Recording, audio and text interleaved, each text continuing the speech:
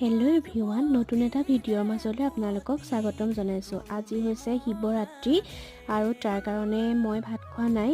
জীওক অকণমান খিচিৰি বনাই এয়া খুৱাই আছোঁ আৰু সি খাই ভাল পাইছে। তাৰপাছতে গা পা ধুৱাই তাক আজৰি কৰিলোঁ আৰু এয়া সন্ধিয়া সময়ত মা, জীও আৰু মই আহিলোঁ ওচৰৰে মন্দিৰ ভাগলৈ।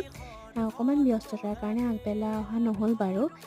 এতিয়া ইয়াতেই ধুনীয়াকৈ চাকি ধূপ লগালোঁ। তাৰ পাছতে মন্দিৰৰ ভিতৰ ভাগত গৈ পেলাই আমি সেৱা ল'লোঁ দেউৰ ওচৰত। তাৰ পাছতে প্ৰসাদ ল'লোঁ আৰু আমাৰ ইয়াৰে মন্দিৰত আছে হাতীৰ মূৰ্তি। জীৱে যিহেতু হাতী বহুত বেছি ভাল পায়, গতিকে তাক হাতী দেখুৱালোঁ। তাৰ পাছতে একাপ চাহ খালোঁ আৰু ঘৰলৈ আহি এয়া বনালোঁ নাৰিকলৰ পিঠা। এনেকৈ আজিৰ দিনটো পাৰ হ'ল। নতুন এটা ভিডিঅ'ৰ সৈতে আকৌ আপোনালোকক লগ পাম। ভিডিঅ'টো ভাল পালে যদি লাইক এটা কৰি দিব। Bye bye.